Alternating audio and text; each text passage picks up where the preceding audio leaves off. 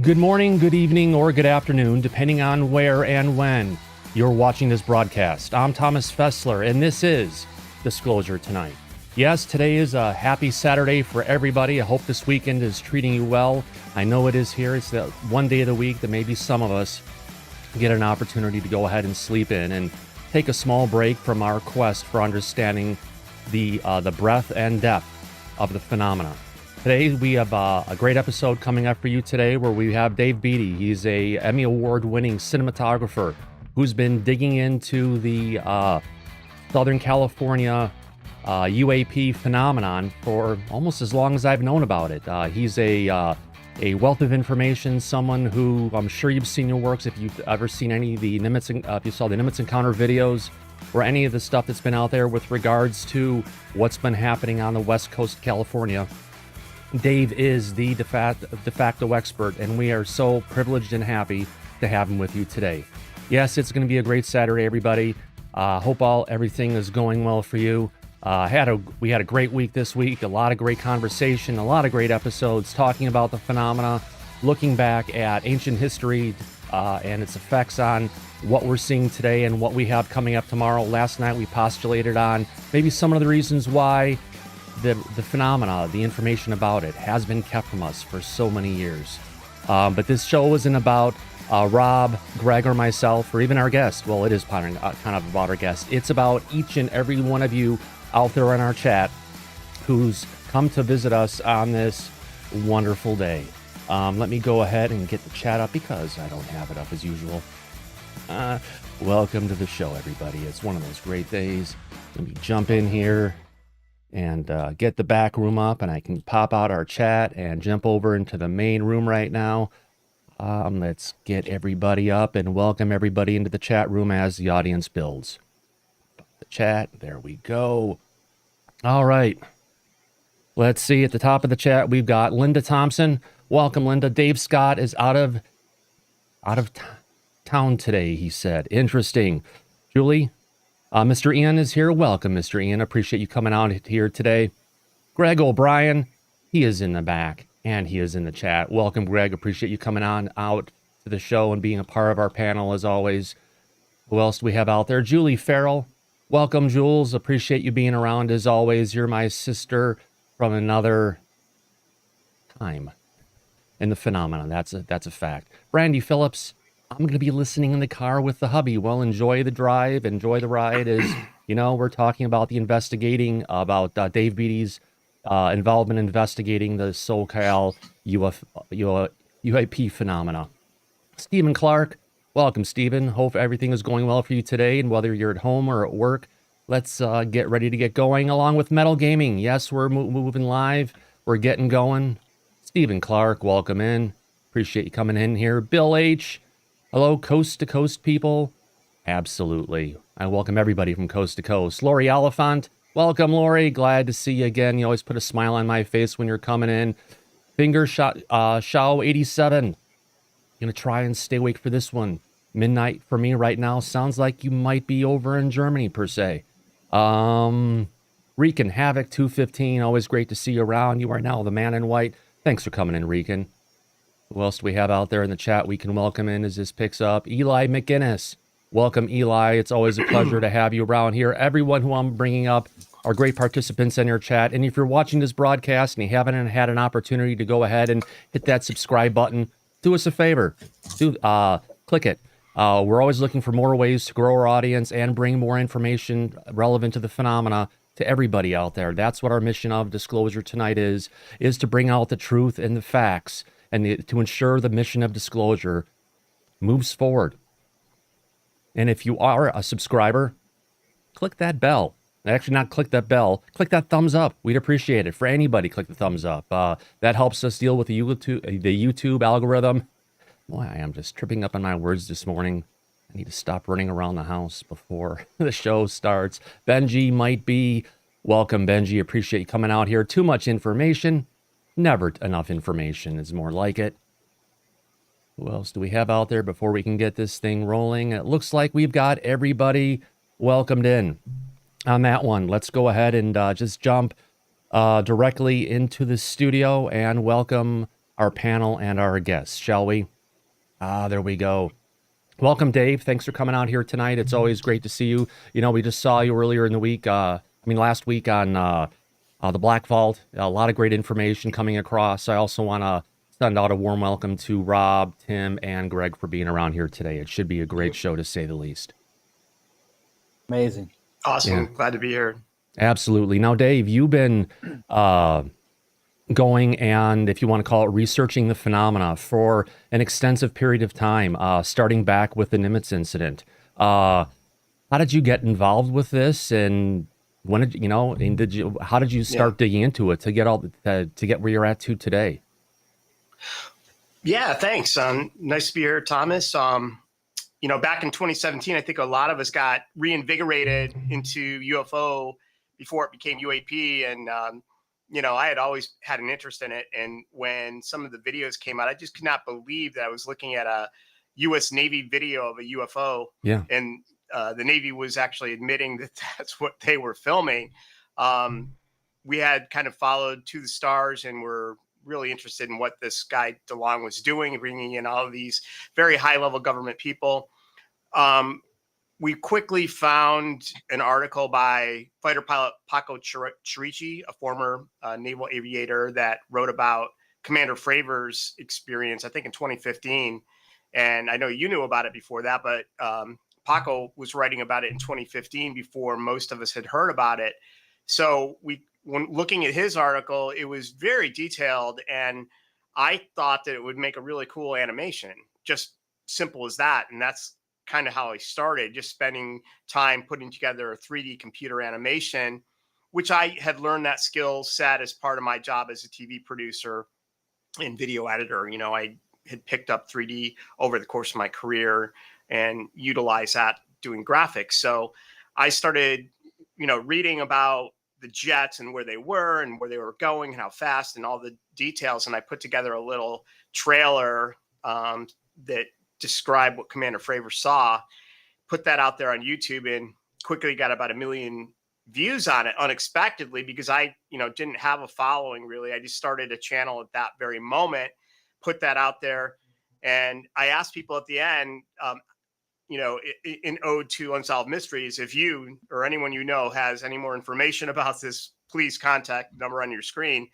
And I got a lot of Navy guys contacting me saying that they were there. And that's how I ended up getting Kevin Day and Gary Voorhees and Jason Turner and PJ Hughes and several other guys that contacted me directly because of that little, trailer, and ended up making a 30-minute docu short that included them. So it was like they weren't there in the beginning, but because of the film, then they came along, and over time I updated it a couple times.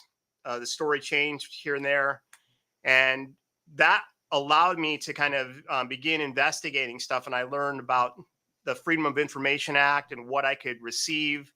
Somebody had gotten the deck log for the USS Nimitz for November. And looking at that deck log, I was pretty intrigued. So I'm like, well, are there any other ships that were out there with the Nimitz? And I quickly discovered, there was a lot of ships. And we started sending out Freedom of Information requests for all these other ships and the squadrons. And we were trying to cast a wide net what we could actually get. And it turned out we couldn't get a lot. Like, we couldn't get anything from the squadrons, like flight, logs from the, the Black Aces, that sort of thing. They just didn't seem to exist. But I did get deck logs for some of the ships, like the Higgins and Chaffee. The Princeton was missing, but that's kind of got my feet wet into using Freedom of Information Act to actually begin researching and putting times, places, dates together. So that was it. That's kind of how I got into it. Yeah. You're bringing up about the deck logs and stuff, that some are there, some aren't there. You would think that the Navy is being around as long as they are, would have a standard operating procedure and requirements for reporting in deck logs, and if you want to call it the upkeep and persistence of this information over time. You're right, and they've been keeping deck logs that go back like 100 years. I'm pretty sure.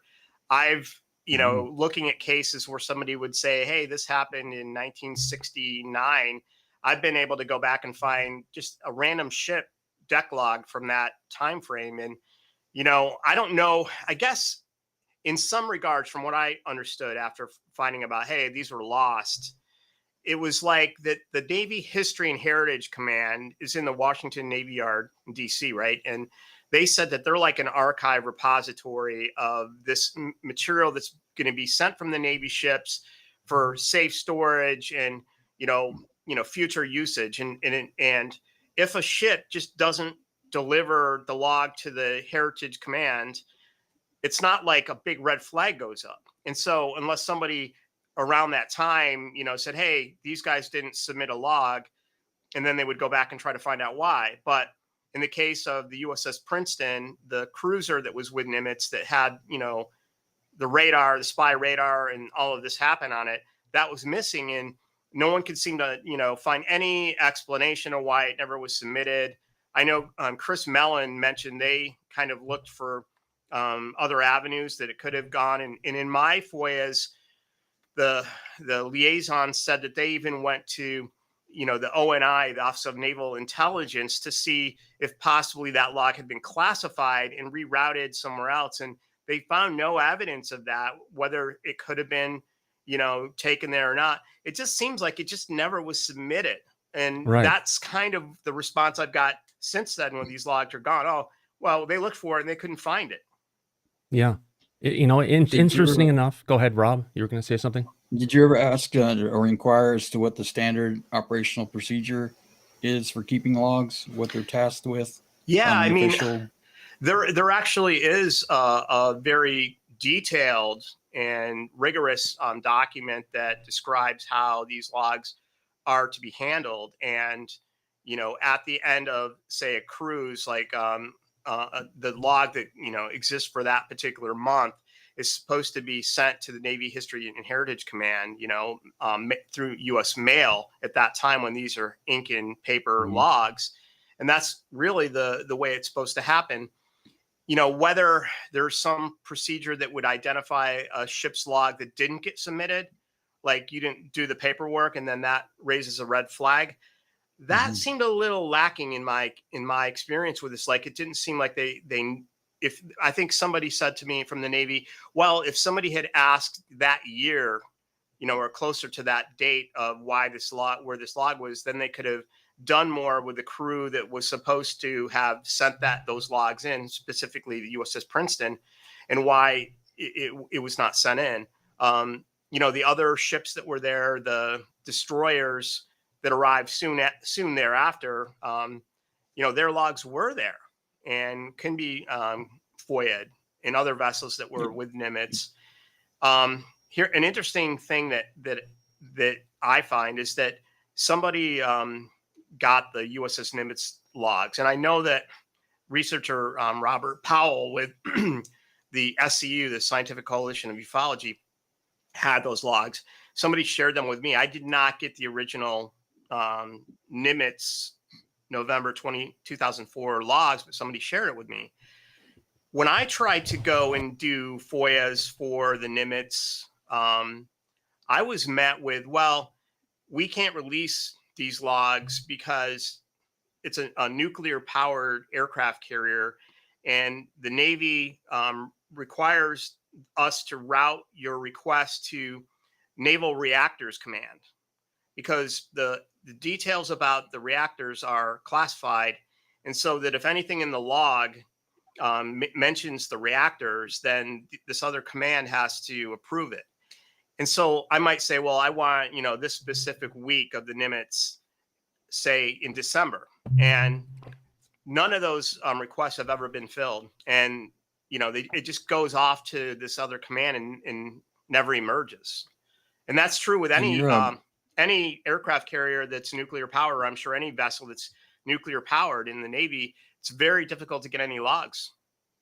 So I don't know how they got the Nimitz the entire month released. I guess they just didn't realize that they weren't supposed to release it or something. I don't know. Absolutely. You know if UAP actually buzzes non-nuclear power, groups like that, such as the Nimitz? Like, are there any reports of that? Well, the 2019 case involved about 10 ships, and every one of those ships was getting buzzed by this stuff. And none of those, except for like the USS Roosevelt carrier that was there, are nuclear powered. And so all of those other destroyers, that they all seem to be reporting UAP activity. So again, I don't know if I can pin it directly on the case that it's because they're nuclear that they have this interest. I'm not sure. Gotcha.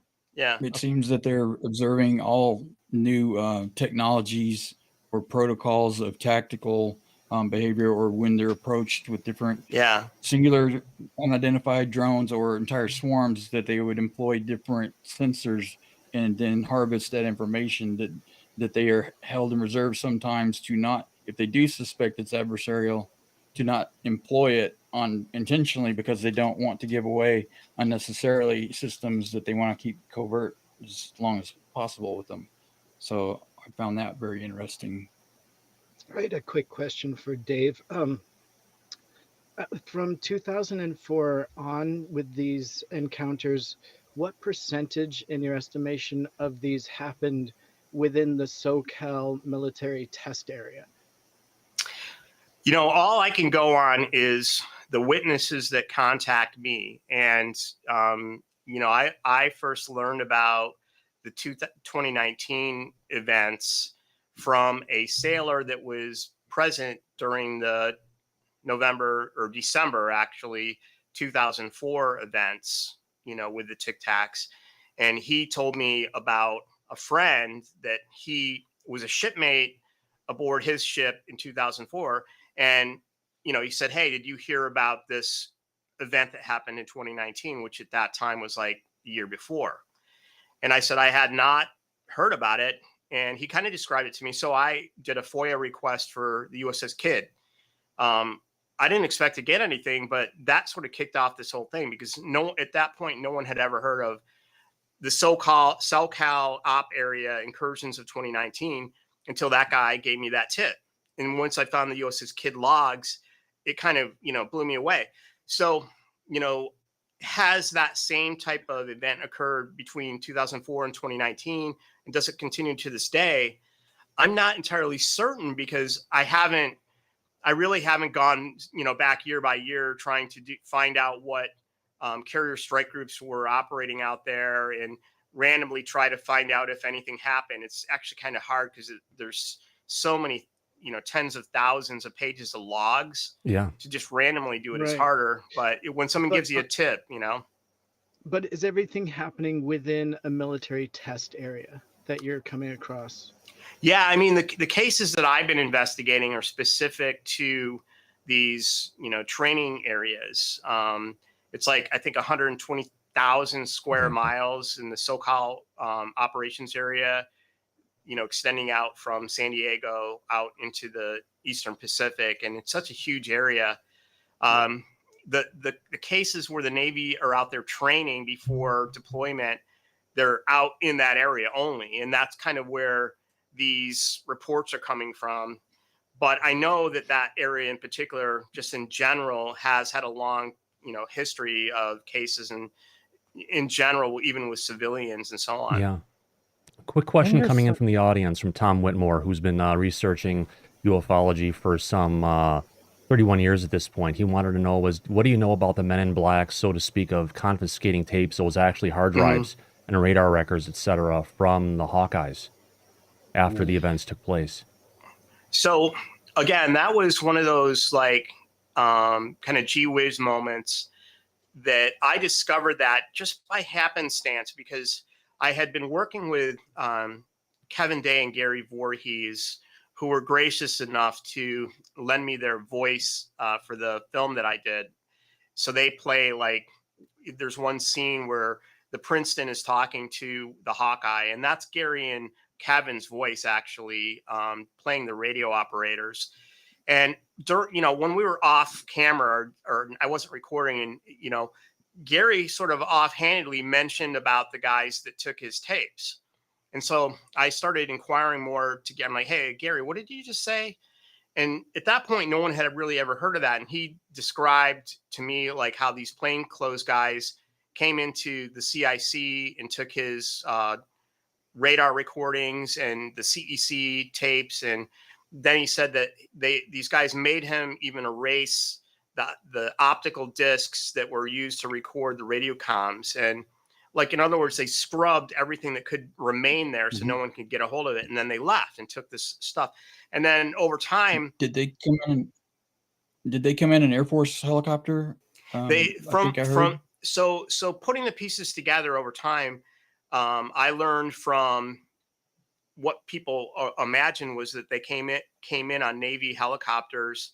The cruisers have 2 helicopters, and according to Gary and then some other people that I interviewed that are on my YouTube channel, you can hear from them. Like the lead petty officer that worked on the helicopters said that he was saw the people that came aboard the Princeton. And then of course PJ Hughes mentioned that his commanding officer arrived in his work area with 2 U.S. Air Force officers in tow. Now, he just said he recognized them because of the flight suits they had on, but he didn't actually get to talk to them and find out who they were. So there was some reports. Quick question: was PJ an aviation technician from one of the Hawkeyes? That's right. Yeah, he's an aviation tech. That basically his job was to strip the planes of all the boxes and the comms boxes, that come out, the crypto radios and all that, and bring that back.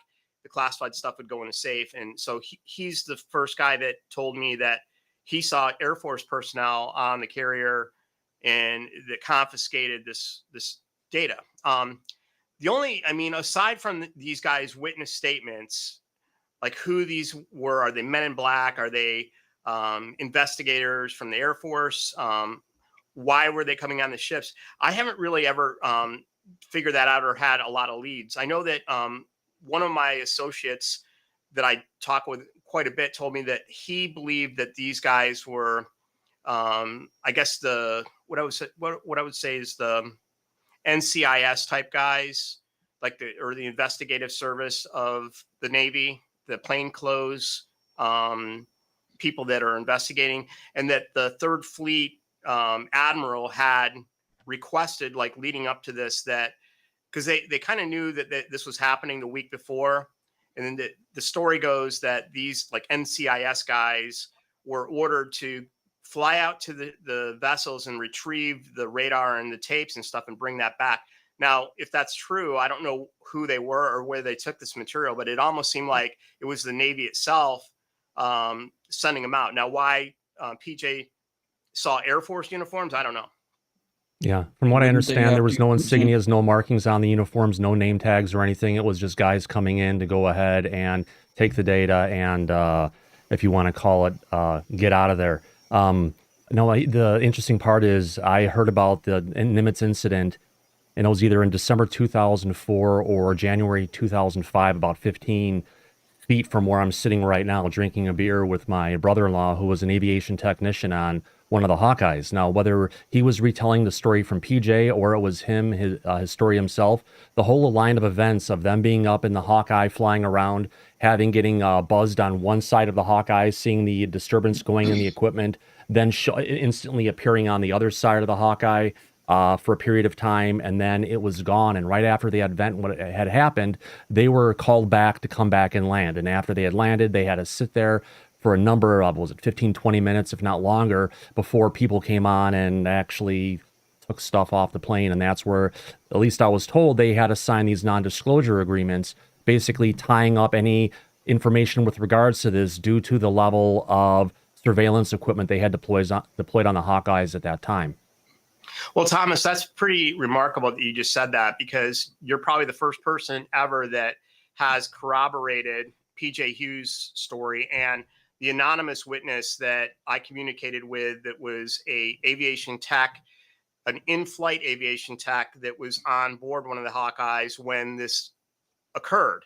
He wasn't like a naval flight officer, but he was sort of like, a technician that was flying. And he reported that to me. I've never talked to you about what you're relatives said, but that's the exact same thing he said. And to this day, people have denied that could have possibly occurred, including the naval aviators. Commander Fravor has denied that anyone was made to sign any kind of NDA, and no one took anything.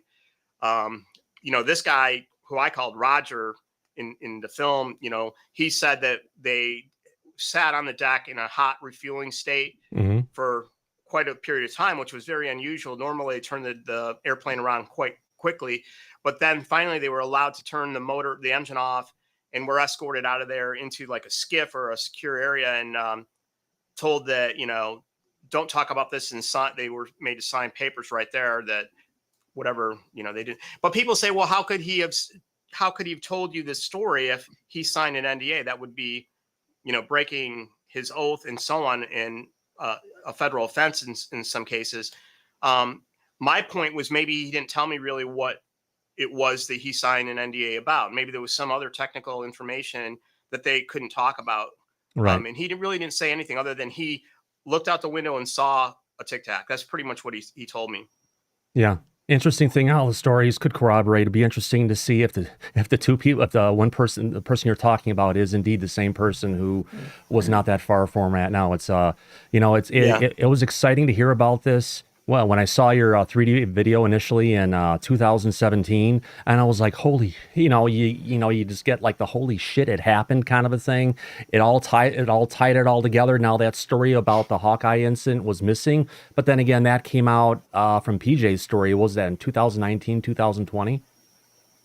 Well, when I released the first video, I didn't have any witnesses in the film itself. So then I had heard about Kevin Day, and I began knowing who he was in 2018.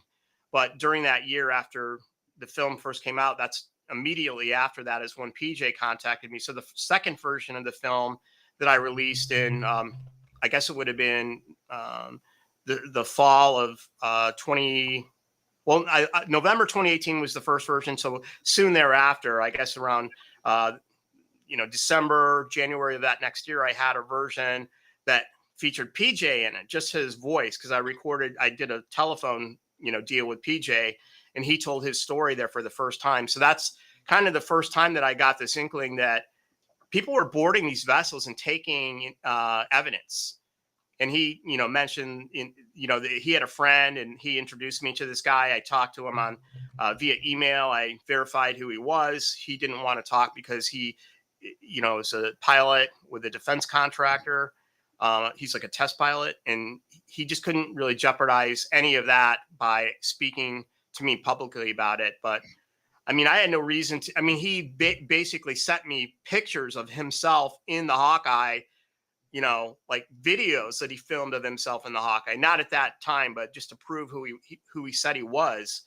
And indeed, I had no reason to doubt his story, or PJ's, who lined up directly. But why other people would claim that, oh, these guys are full of it, they're making it up, it didn't happen, I don't understand that. Why not actually try to investigate and see if what they're saying is true versus just calling them liars? So that surprised me quite a bit back then. The people would have had the people that came on board, the requested information would have had to display proper identification and rank for them to cooperate with them.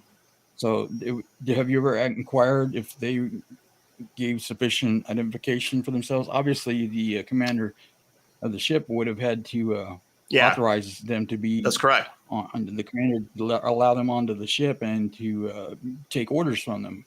Right. PJ said in his experience that his commanding officer of the Wallbangers squadron had never actually ever been even down into the bowels of the carrier where his work area was as an aviation tech. And when his, commanding officer comes walking in with these two Navy guys in tow, obviously the CO is there with these guys. They have authorization to be there, and the CO is taking orders like from them or something like that, or they have enough clout to be able to walk away with classified data bricks that aren't the removable memory cartridges from the plane. So they would have had authorization. Who gave, I don't know, but there's a chain of evidence there that's kind of, well, somebody knows something. And the same with Gary Voorhees, when he saw the guys, his quote was, "These are the guys that you do what they say and you don't question the order. You give them what they want or you go to jail." That's kind of how that's kind of what I heard. And the other thing I heard was if you go against, you break the NDA, you go to jail and you lose your retirement. It's probably pretty serious if depending on the language. I looked at some of these Navy NDAs and there were pretty serious consequences for, breaking whatever you're signing there. Absolutely. Another question. Another thing that was, I was going to bring this up. I can't remember the congressman's name. There was like a congressman. Oh, he's from Arizona. He was one of the first guys who got the new UAP language put together. I can't remember his name, but he was actually flying in He was flying around in a Navy jet, and he heard this thing going on when it was happening. And he said, "Hey, I was up there. I didn't participate." And he said, made a very startling comment. He said, "These guys have only been allowed to talk about this recently." And to me, I'm like, that goes against what has been said by the naval aviators, who said no one ever told them not to talk about it. They just talked about it around the bar, having drinks sometimes, as a big, I was there story, or there I was story. But this congressman saying, oh no, these guys have only recently been allowed to talk about this. So pretty interesting. So the gag order was taken off of them then. That's what it sounds like, that they were given permission to speak openly of it, and that it wasn't kept classified under the NDA with them anymore. Yeah. Quick question for you, Dave. Considering the extensive, if you want to call it, surveillance systems that the Air Force has in play across the West Coast, going from ground level all the way up out to, beyond, into space, have you considered doing any FOIAs to the Air Force with regards to records of this incident that they may be maintaining? Because if this happened and it took place, and they went out to the planes to grab the records and pull them off, there has to be equivalent records available within the Air Force's surveillance systems. Yeah, I have not gone after Air Force surveillance, along the coast. That's a very interesting, line of reasoning, and I think that it's probably could result in something. I did do FOIAs with the fleet. The Navy operates a similar type of system in their range operations. So in SOCAL range, there's what's called Fleet Area Control and Surveillance in San Diego, and they also have a unit that's located on San Clemente Island. And so both of these operate very sophisticated radar networks and surveillance of the entire fleet operations area. So nothing goes down out there in these ranges without this control group scheduling it, deconflicting the airspace, and knowing every single thing that's going on with sophisticated radar surveillance of the entire area. Any unknown object that would be in that airspace would be reported to this place and cataloged. Yeah. I know that other researchers, and that's restricted. Yeah, I mean, I don't think anyone has ever been successful in getting any records out of there for 2004. I did a FOIA for the 2019 events, and I think that what it said, I mean, they did send me an email that when the Navy was doing its investigation, and basically this email going back and forth with Fleet Area Control was saying, were you guys flying any drones, or were there any drone operations taking place at this particular time? And Fleet Area Control saying that no, while we do fly all of these various drones in these various ranges, at that particular time, and based on how you're describing it, it wasn't us. And there was a PowerPoint slide that they released to me in like a redacted email.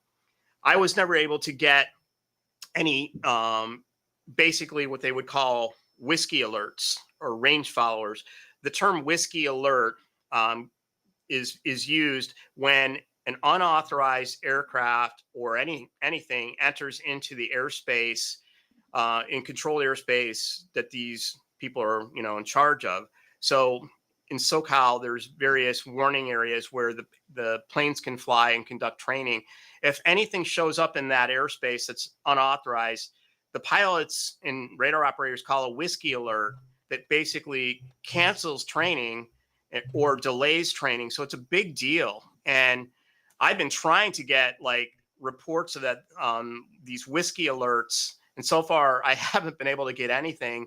You know, one of the reasons they say it's defense critical information and a determination has to be made whether this material can be released to the public.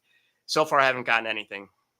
Well, do you find it interesting or a bit curious that why they let these things mill about for 3 days prior to even checking it out?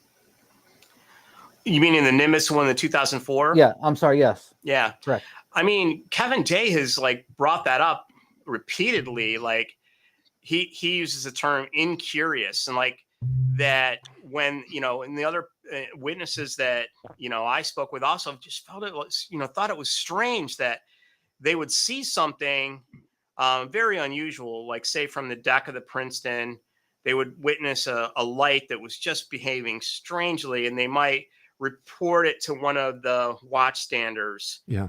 And just nothing happened. It was just sort of apathetic. It was almost kind of like they Kevin knew about it to a degree, but they knew about it, but Yeah. they didn't know about it, because you just have to remember, going back to that Air Force again, they're watching Yeah. everything from a distant orbit all the way down to ground level. And if these things are moving around at 60, 80,000 feet up in the Yeah. atmosphere, and all of a sudden they're dropping down to, you know, what, 50 feet in a fraction of a second, you're looking at something that the Air Force's systems, besides the Aegis, you know, radar that they had in the Nimitz group being operational, there were many eyes on this piece. So it makes you wonder if there was additional communication between the Air Force and the Nimitz with regards to what the Air Force was even seeing, maybe that the Nimitz Yeah. wasn't. I believe that there was communication going on. In fact, I tried to find the interview where that was mentioned. One of the witnesses, it could have been Commander Fravor, it could have been another witness, said that at that time they actually contacted the Air Force, trying to inquire if these radar tracks that they were seeing in the week prior to the intercepts were something that the Air Force was aware of. Right. And, you know, it indicated that the Air Force, you know, I don't know that they got an answer. The Air Force didn't respond. I'm not sure, but I do recall that. So I was thinking, you know, man, the Air Force was aware of this before the jets went up on, you know, the jets arrived and went up on the 14th of November. And so this had been going on, and, you know, was the Air Force like just ready to come out as soon as like or they were already on the ships when that happened? Here's another interesting tidbit. I was contacted by like a senior electronics technician that he said that he worked in the Civic on Nimitz. And I kind of checked him out, like his name and so on. And I'm like, this guy is a real guy. And he would have been working on the computer systems and so on in what it would be the intelligence space on Nimitz, carrier information. I forget what that called, the Civic is. It's like the information center, intelligence center, or something like that. And he said that there was an Air Force general that was in Civic in that space during that week. So he claimed that he saw with his own eyes Air Force presence on the Nimitz proceeding during this intercept. Yeah. And he this is the guy that told me that he had a hard drive that he had in his basement, and he was going to try to like find it. He thought he had like a longer video, or he had from those days in the Navy or something. And then he told me like he looked for it, and he bought like an external enclosure, and he claimed that he couldn't find it, and he thought that his wife threw it out during spring cleaning. And I go, dude, you may have had like the biggest bombshell evidence in the history of the planet here on a hard drive, and your wife accidentally threw it out. Absolutely. It's always the case. After the USS Cole incident, where they had a small vessel approach and damage the ship as it did, I think that with the heightened situational awareness and the necessity, not just the right of self-defense to protect the fleets, that I find it very difficult to accept that the Air Force especially, and the Navy to a certain degree, that they don't know it seems to me like they're standing orders of do not fire on these craft, and that they are able to differentiate between what's adversarial craft and what's UAP, because any situation on land or sea or air, if they were approached a small craft and they don't turn away with the friend or foe signal, that they would be attempted to shoot them down. That's just standard operating procedure. I totally agree. Them to operate? I totally agree. They have to know the difference between conventional and not. You know, in the article I wrote on the Black Vault, I talk about a former surface warfare officer, Ross Myers, that contacted me. And when I first heard from him, I was kind of worried, because I had been contacting active duty sailors, and this guy was an attorney, and I was like, oh, hopefully I didn't get myself into trouble here. Here's a former Navy guy. But it turned out he was just interested. And so I was asking him about what, the officer of the watch would do if, say, that they were approached by objects that were not Navy and were unauthorized and were coming towards the ships, getting close to the destroyers. And he said that most likely what would happen is, what would happen is the captain would call general quarters, first of all. And then second of all, if they didn't respond, they would be shot down or disabled. It shows some of the deck logs. They did fire on one with 5 rounds with a 6-inch gun, and then they deployed Snoopy teams and also the Ghostbusters with an admiral that was on deck at the time within that somewhere. So it seems like maybe they were trying different methods to escalate a way to try and maybe get a response. Get situation control. I'd like to look at that again closely and really debate that, because in all the deck logs that I looked at, there was a lot of cases where weapons were discharged, and almost entirely in the training scenario, where they would be firing guns, where they would be firing missiles, where they'd be firing the 25 millimeter cannons, and it just goes on and on and on. Almost every log talks about, then it would say secured from training exercise at the end. So, whether I didn't see anything where it was like a general quarters call was made, and then it was like something reporting discharging weapons. Now, as far as the admiral, I did see quite a bit of evidence. This is 2019 I'm talking about, where you'd have like the Commodore of Desron 23 on various ships. It almost seemed like the guy was flying around to his command, flying from one ship to the other, observing their training. I can't conduct supposition of why he was there. It doesn't say whether he was there to observe training. It just seemed like it coincided with his being on the deck, and that it did appear from what I read, I'd have to go back and look, that it was a real world incident where they did fire that 5 rounds with that it wasn't a training exercise. That they I have take the crap down. You can take a look at the logs, because I released them all in the Black Vault, like every single ship that was there for the entire month of July, and you can find look at the drives. Dr. Adam Kehoe's, Mark Sicotti's article, like look and see what they're saying about the Mount 51 and discharging rounds, and then go to the log and actually look and go past where it's talking about that and see if it says secure from training up. I'm curious myself, because I remember that, and I was kind of surprised, because my position was that, man, these drones were like flying around the ships, and they never opened up on them, like almost like you were saying, they were told do not engage, or they were almost trying to attract them. They have to have standing orders, because this happens with so much frequency and increasing frequency, and how close in they were swarmed with those.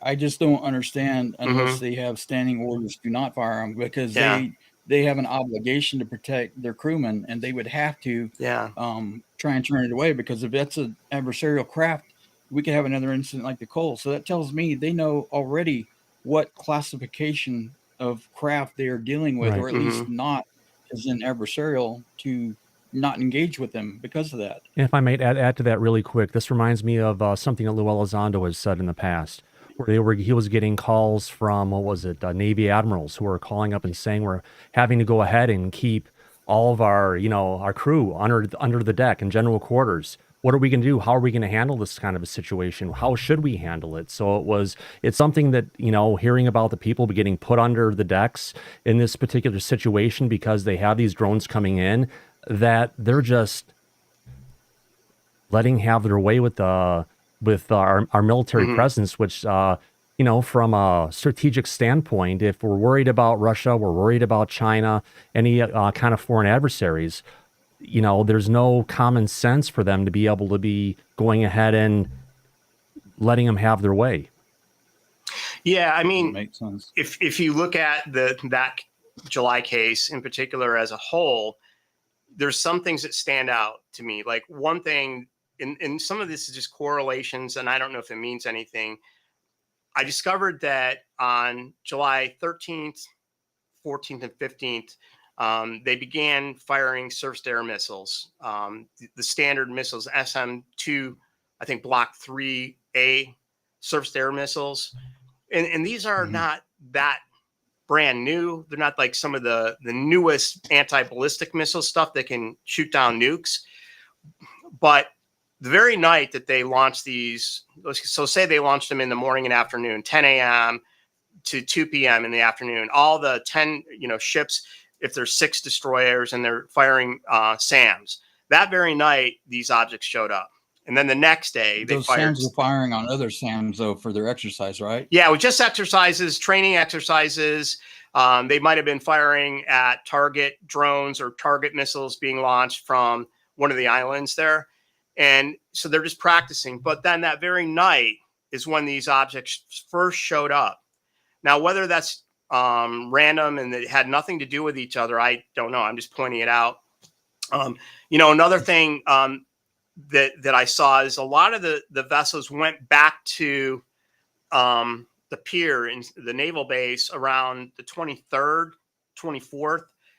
And then after that is when you started seeing the Drake teams, the Ghostbusters, in the logs. And not every ship, but just several of the ships' logs mentioned that. I was just looking tonight at the Rafael Peralta, and I saw that, it said away Snoopy team, away Drake team.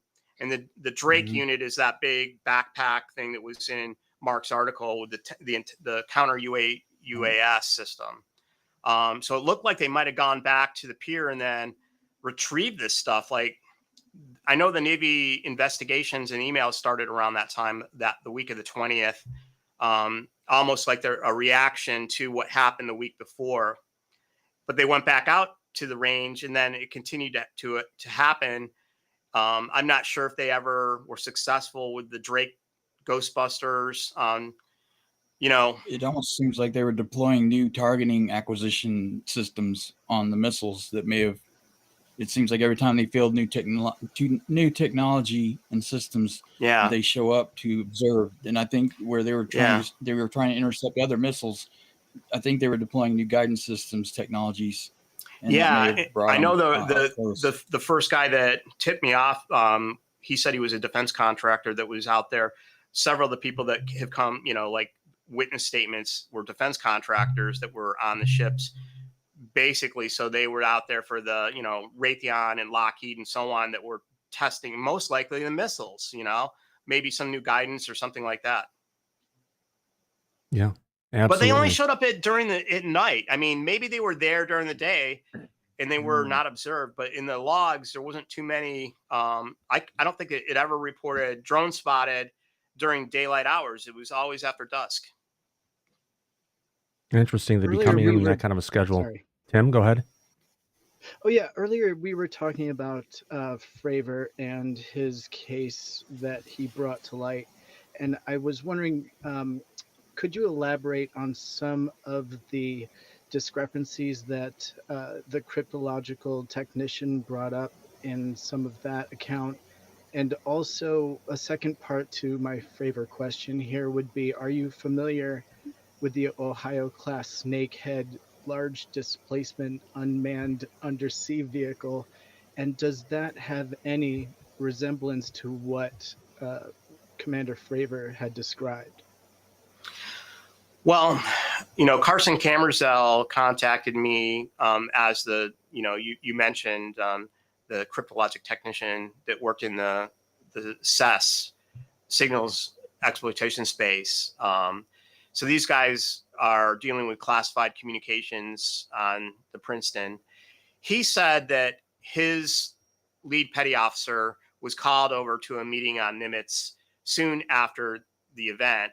And during this meeting, one of the admirals said that the objects, almost like a cover story, the objects that were seen were like high altitude ice crystals, or the radar returns were refracting off high altitude ice crystals, something like that. And during this meeting, the aviators, such as Fravor, kind of laughed at that. So he was bringing up the fact that that never was mentioned in any of Fravor's public statements, that this kind of cover story was floated at this meeting. And I think that Carson was just sort of, he said, you're gonna question my shipmates on my ship, and you weren't even here. You weren't even on my ship. And he pointed out the fact that, Kevin Day and Gary Voorhees had talked about evidence being confiscated. I think Commander Fravor was very, very critical of both men's statements. And that's kind of where Carson was like, hey, this is my ship. I was there. I know this stuff happened. I was aware of it. The scuttlebutt on the ship, this did happen. We saw it with our own naked eyes. There was another contention that Commander Fravor said nobody saw any objects through the big eye binoculars, and otherwise calling them out, saying it did not happen. And, Carson then saying, look, I saw this stuff with my own eyes at night, because that was when my watch was. I went out on the deck and, witnessed specifically what to me looked like, a drone or something. And the technology at that time, he said it looked kind of like what a racing drone, that type of movement. So I think he was just kind of frustrated. And that's kind of why he went off on that, kind of pointing out these various inconsistencies that didn't add up, Before you get to the second part of Tim's question about the particular craft, inconsistencies is always something someone brings up for credibility and understanding things. One of the we came across in the chat, a question was saying, well, has there been has there been any inconsistencies or changes in the stories you've heard from Gary Voorhees over time, or is it pretty much remain rock solid the same? It's pretty much been rock solid. I mean, initially was given some information about. He was told by another person in CIC that these objects had descended from, altitude, and when they got to the surface, they actually continued undersea, and that the sonar team had an underwater contact and held a underwater contact that was like traveling at 500 knots or something like crazy. He said that later on, a more senior guy that was part of that sonar crew, rebutted that, saying that didn't happen, and actually convinced Gary that that was BS, and that story that he was told did not happen. So that's why I if you look on my channel, there's another NImitz video that's like no USO or something, because honestly, I was just trying to follow the story. That was like really the only I guess big one that changed. I haven't really heard too many other parts of any of these guys' stories change over time. Excellent. Now, Tim, you had the question about that one particular craft again? I saw that. I mean, the Navy just released some pictures of that snakehead deal that can be launched from the I deck sent of a picture over to Thomas if he wants to post it up. I texted it to you. Maybe. Autonomous. It's a really interesting craft, and just by the looks of it, it fits, the description. And I had noticed that it had been obviously, it originates in 2004 in its testing. Yeah. And then I thought that was really an interesting sync. And then again, now they're bringing it out, but it was also tested again in 2014 and 2015. And so now it's a proven technology, and so they're releasing it. And so I was just curious, if we had seen this before in 2004, would this have been something that Favor would even have used to compare what he had seen initially in the foil of the ocean in his description? Would this potentially fit that? The thing he had seen in the ocean, I believe, wasn't that a really large object, Dave, that was like the size of a football field or something? It was. 747? He said it was the same size as a 737, which is like 230 feet or something, or 300 so around there. So this is half that size. Yeah. And Fravor also described it. It was sort of cross-shaped. Mm-hmm. So he thought it was like an airplane that was under the water. Like I think that the aviators thought when they first arrived that they were looking at a downed aircraft. This was now a search and rescue mission. And until they spotted the white object hovering above this thing, the surface disturbance, before that, they were all thinking this is a search and rescue operation.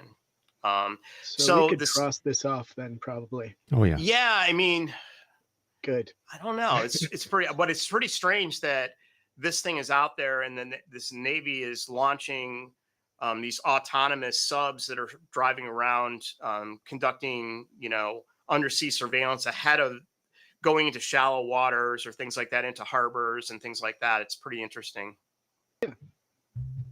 Yeah. Thanks for that. Absolutely. Have you ever seen any instance of classified skunkworks type craft being utilized and unannounced into the training missions or real world tasks with fleets and things without their knowledge? Have you ever encountered a instance of that?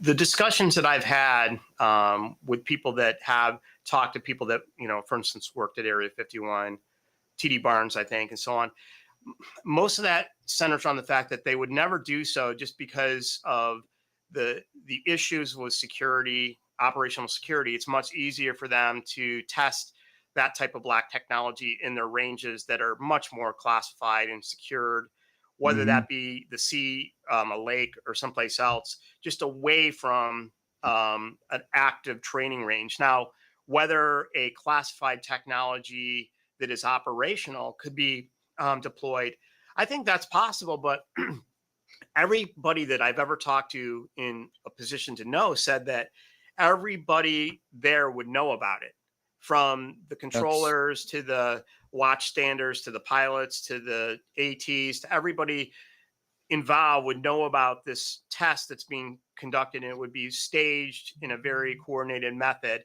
to prevent any kind of air safety issues and so on. But again, I haven't ever heard of black projects being tested in like the Navy ranges. That's the reason I brought it up, because it does come up often in discussions, especially people trying to be skeptical of what they're encountering out there, that are trying to say, well, it's skunkworks that are being used on our craft and things without their knowledge. I from my experience, and that they don't do things like that just for the reasons you spoke of. It's not situationally safe, solvent, and prudent to do that without at least the commanders to be aware of, in war games or something, made aware of what they're fielding on them. Yeah, it's just too dangerous. And I mean, a lot of the people that I talked to were, they weren't, brass. They were, chief warrant officer in down, like those types of deck people and surface ship people. And they all said the same thing. I have not. I mean, I can talk to Ross Myers about that. He was a surface warfare commander, like a surface warfare officer back in the, late 80s. But I'm sure that they're all going to tell me the same thing, that the Air Force isn't going to conduct tests like that without everyone knowing. If you hit a conventional drone with one of the Ghostbusters and it's large enough of size, it would fall right on the deck or potentially take out one of the crafter things. So they wouldn't do that. It's just too dangerous. And I was told, because there's a guy that I know that works with the Navy today. He's not an active duty sailor, but he works for a defense contractor on some of the electronics. And he said that if you tried to fly like a commercial drone near a destroyer, it would just like lose link to the controller because of the RF environment is so powerful around that destroyer that you wouldn't be able to, it would override the 3.5 gigahertz control Wi-Fi or whatever.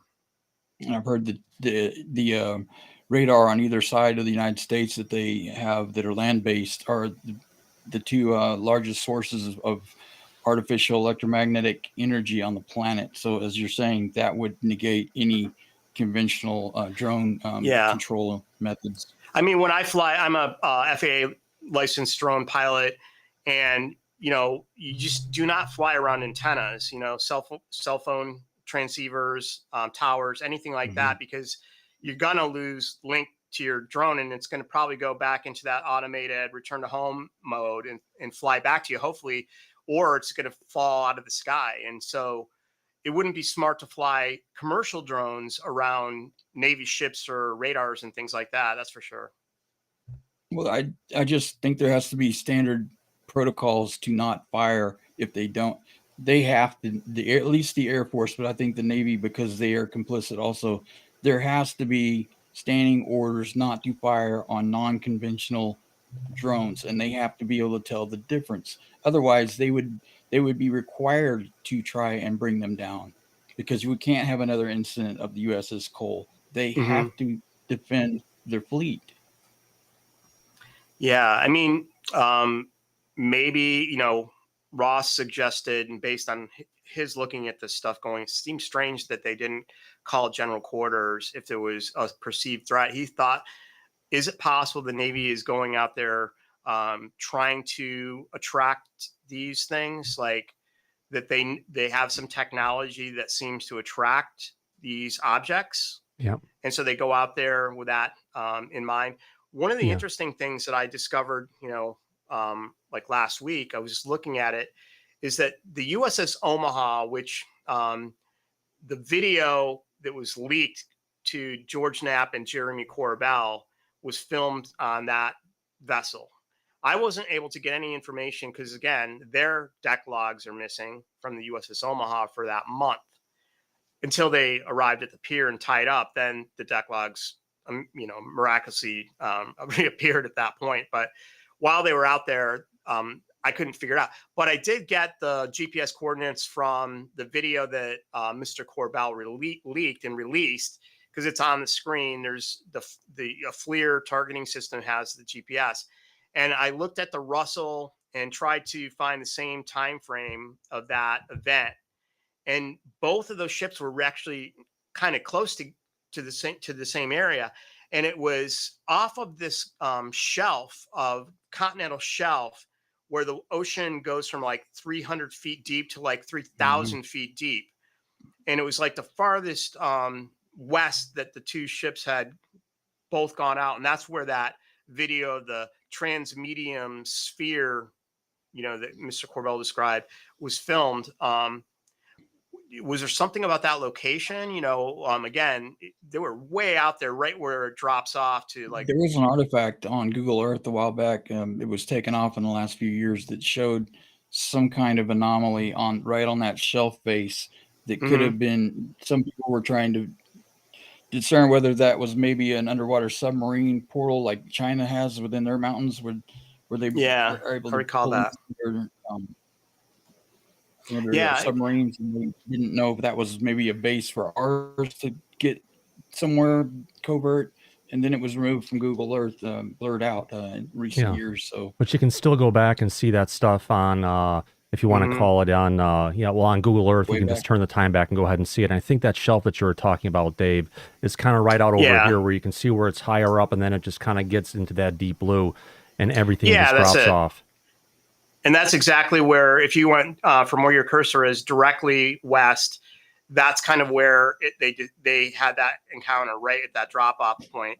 So whether that's, important, I don't really know. I mean, obviously, that's a structure of the ocean floor where it gets really deep.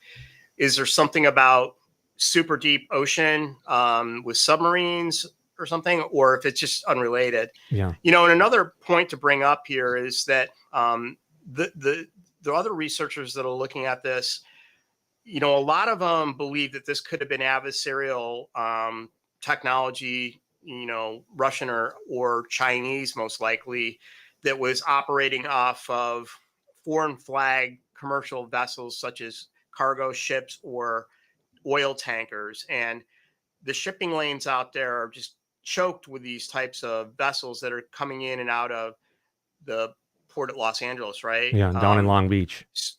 Yeah, so there's a lot of those huge, some of the ships are registered in Korea and Singapore and in China as well. And what could China be using these types of vessels to be conducting surveillance? I mean, that's one of the conjectures of where these craft came from and what they were these flying military style reconnaissance rotorcraft that were conducting electronic intelligence and signal intelligence on our destroyers. And they were trying to provoke the destroyers into perhaps turning on surveillance systems, jamming technology, and so on, so that they could capture the waveform, signal intelligence that would help them develop counterintelligence to that. That's like one of the bigger problems today, I think, is the, capturing electronic intelligence and then developing technology to, in the battle space, actually defeat that. But they wouldn't have been able to exhibit one of at least one of the 5 observables, like what the NImitz encounter did. Yeah. Dropped from 20,000 feet to 50 feet in 0.78 seconds. They can't do that. No known technologies that even have that kind of physics in play. Yeah. Again, this would come down into some of these fleets that they hovered for at least 8 hours, in high winds, even in some instances where they stayed stationary or relative to the fleet. We don't have any technologies that can do that that we're aware of. No, or fly at 120 knots at 28,000 feet. That's way too slow for that altitude. So that the observables that you describe that the fighter pilots saw, seem to defy any kind of conventional man-made technology. Right. On the other hand, the 2019 stuff, we don't know that there was any, of the 5 observables that they saw. I mean, transmedium is one, but again, we don't know if that object that was in the video crashed into the ocean or, actually continued underwater.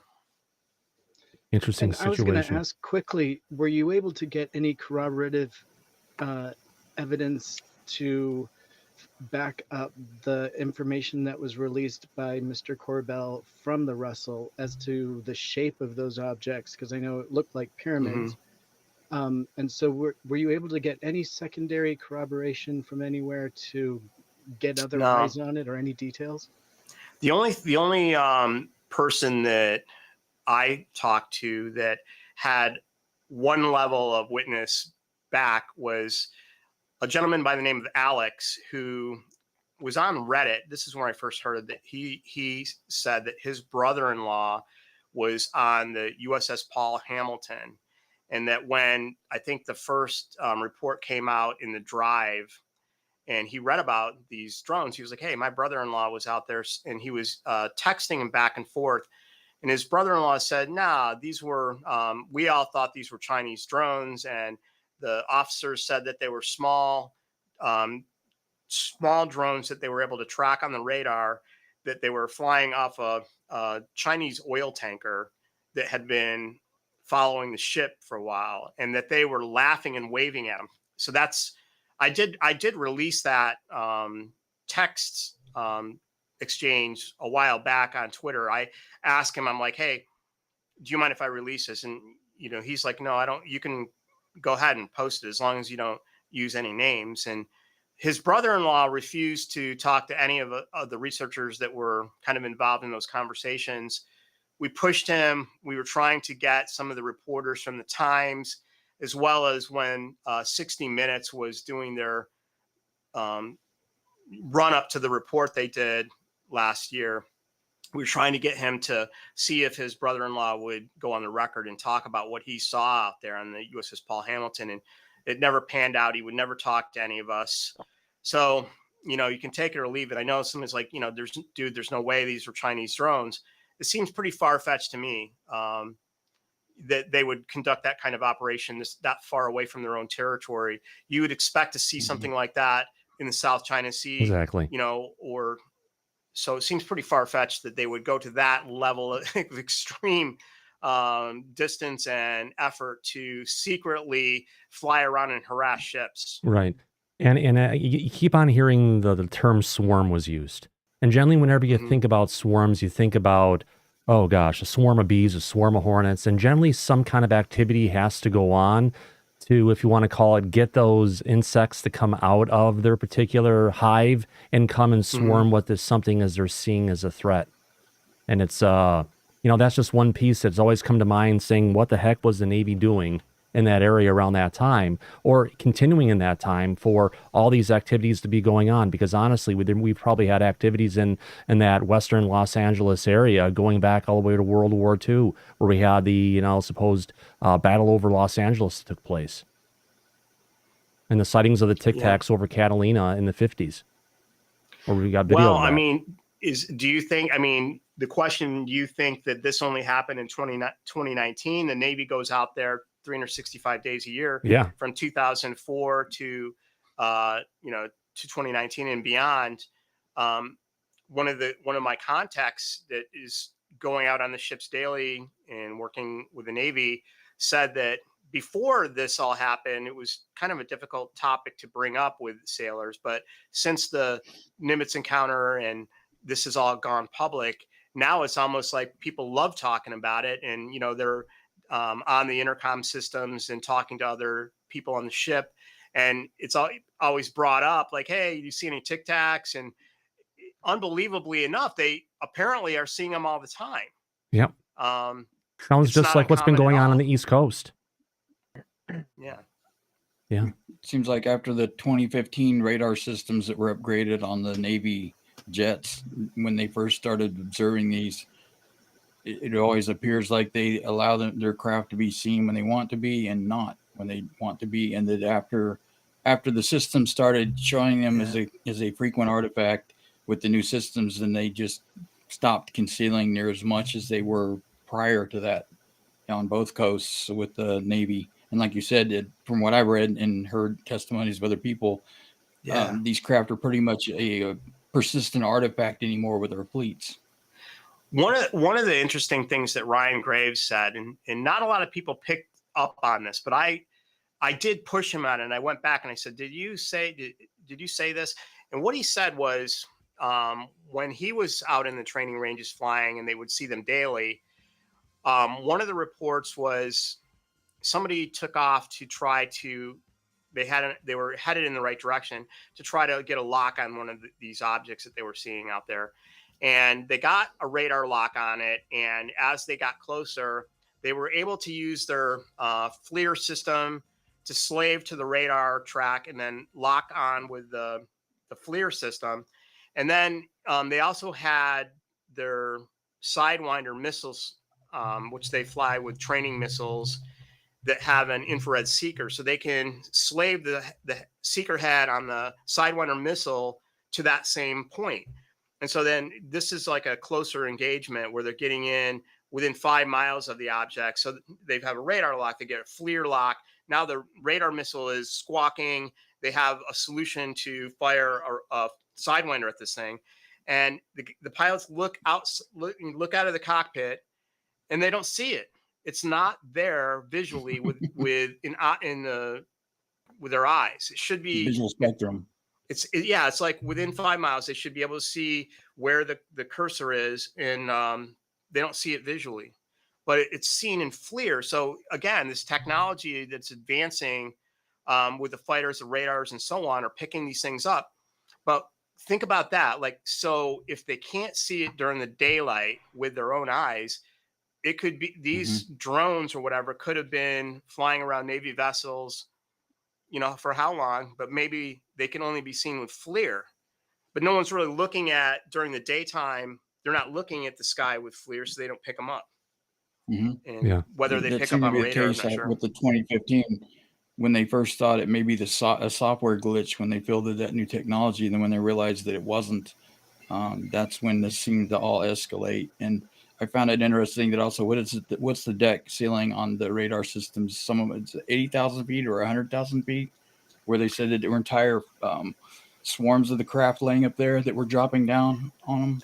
Well, put it this way. I did find in a public source document that said an Aegis destroyer shot down disabled and shot down a satellite in orbit, like a military satellite. So put it that way. What's the height going up? It's classified. Yeah, and we can, anytime they talk about shooting down stuff, satellites and stuff, there's a lot of debris and everything that comes out of it. It'd be interesting to figure out how they were able to avoid that, where when the Russians go in every so often blow up one of their satellites, that it causes a huge debris field in space. I think it was a satellite that was, re-entering or something like that. And so they just took it out so it was a smaller pieces or something like that coming in. But that to me just said, okay, well, the published range is like 256 nautical miles. That's the horizon. So if you draw a dome over that, they say that. But really looking up, I think these radars have a much longer range into space, perhaps. Absolutely. The Air Force, it's middle orbit at least. Like you said, it's classified. Yeah. At least the Air Force has vision around the entire Earth up to middle orbit and maybe probably beyond. But that's where they acknowledge that they have vision to. Right. The guy, one of the guys that first made a statement was on the USS Princeton that observed these objects coming in from above 80,000 feet. And again, I guess it sort of gets into the classification of how high the radar, but within that console, he's anti-ballistic missile defense. So in Combat Information Center, his job is, nukes that are coming in the descent phase from ICBMs coming in from orbit and tracking those. So it's pretty high. Wow. Absolutely. If I could just do a quick reset of the room here right now for anyone who's come to join us a little bit late and wonder what we're talking about here. Today we are interviewing Dave Beaty, who's been investigating the Southern California UAP phenomena going back to 2017, I believe. Dave's a Emmy Award-winning cinematographer. This has been a passion of his, trying to gather as much information through Freedom of Information requests. And we've been going along with our panel, getting to some really in-depth information of what Dave's been up to and his thoughts on some of this stuff. Dave, before we move on, is that an Emmy I see behind you? I was wondering that myself. Yeah. I have a couple Emmys for docu-films that I've done over the years. Yeah, I just saw the gold statue behind you, so it just kind of looked amazing. Yeah, I forget which film that's for. Let's see. There you go. Oh, this one in 2008, I did a film with legendary underwater cinematographer, producer of the Titanic with James Cameron. He was the underwater DP for The Deep, for The Abyss, and numerous other films. And we did a film that basically was a retrospective of his career and life for PBS. So that was that film. It was called Under the Sea with Al Giddings. Amazing. It's always interesting to hear a backstory other than the kind of stuff we're getting into now. I know I've seen some of your setups for some of the different shoots you've been doing and everything, and you're a phenomenal person, and just the passion and everything that you've put towards this has really shined through in a lot of the different works that you've put out onto this. Greg, did you have a question for Dave? Yeah, just real quick question. What do you think of the term drones now that they're pushing out? Do you think it's sort of like the next step of UAP? You know how they went from UFO to UAP? You think it's going to be drones now? It makes it easier for people to report on? Or do you think there's a fine line separating actually drones from drones and UAP from UAP? When I first saw it, in the deck logs of the USS Kidd, this was after, the chief warrant officer contacted me. I was looking, it was like spotted, a drone, suspected drone, spotted UAS. So they were throwing these terms around, and I went back and I go, it looks like they were seeing drones and stuff out there. And he responded saying, no, that's not what my friend saw. These were the same objects that we saw in 2004. He used the term tic tacs. You know, again, that's his take on it. I don't know if that's exactly what they were really seeing, the same shape of the tic tac, or if it's just a term like UAP that he's giving me. I don't know. I mean, is the Navy were these guys in 2019 able to write UFO? I don't think so. I think that is the boatswain's mate instructed that if they see a light in the sky that's not an airplane, it's not a helicopter, what do they write down in the log? They write down lights. We saw lights, we saw flares, we saw drones, we saw UAVs, we saw So maybe it's just a catch-all term that they were using in the logs, unless one of these witnesses come forward and says, yeah, what we were seeing were freaking UFOs, dude, but we couldn't write that because we're instructed not to write that. We're told to write something more conventional in the log that's kind of a catch-all phrase. Or they would be given definitions of what to use. Yeah, or were they really standardly, because they know it would be subject to FOIA and things, so they want the archives to show specific terms used, that they have that they're only given specific categories of terminology to use and nothing else. They can't go outside of that by design. Right. I mean, the guys that are writing in these logs are very official, and every single thing has its order, designation, code. It's very, very formal. I don't think they can just make stuff up or write in a log whatever the heck they want. It's going to be scrutinized, and you're going to get in trouble if you write down something that's not approved. So I think the terms are catch-all phrases. Now, somebody may argue, no, what they're writing down there is exactly the real thing they saw. They saw a drone. Well, what's a drone? I don't know. I mean, you're talking a man-made drone or a drone that's like something that behaves in a certain way? Again, I don't know. I can sit here and argue all day about whether this was a Chinese drone or a non-human intelligence drone, an alien drone or something. Again, that's pretty far, from where I'm at right now. I mean, I don't think it's a mystery. It's unexplained. I don't know what it is. I'm not convinced. I think there's been small incidents of. Yeah. That may be the exception, not the rule, where they have been able to identify conventional, because they would exhibit conventional flight mechanics if it were drone. That's why they use the term unidentified aerial systems also. But I don't think that they've been instructed to be able to write that. So I know that they would have to use terminology within the confines that they're allowed to use for that design, that they don't want to give out information to the public or anybody, outside of that. They have to follow certain protocols to help manage this, until they get on top of it. Well, it's easy to look at the picture of the Snoopy team, in the icon of the show, where the guy's got like a little, cannon or something. I think it's a Sony, actually. Yeah. So we think of that, but consider that they were actually had one of the most sophisticated radar systems on the planet. And there were numerous of these vessels. They all had the Spy 1D or whatever it is, the Spy 1C radar system. They all had very, very high-end optic systems. I always show this because, Tyler Rogaway did an article about this EOSS system. That's on all the destroyers. That thing has a very sophisticated optic suite and FLIR tracking system, that if there was a drone or a object that's hovering over your ship, there you go, that's hovering over the ship, maybe 500 feet away at 1,000 feet altitude, you're able to zoom in and see every bolt on it. And if it's got the star of the logo of the country or whatever, or the decal, you're going to be able to see that probably. I guess at night it'd be a little harder if the thing was really bright, but you probably could still see what you're looking at. In other words, if this thing had rotors, it was flying around, it had landing gear, that thing is going to be able to discern. You're talking about these guys? It is. Yeah. And so the thing that the Navy is saying is, no, we don't know what these are. We have not determined what those things were. We're still investigating it. So did they see stuff like that? Did they see landing gear and rotors, or did they not see that?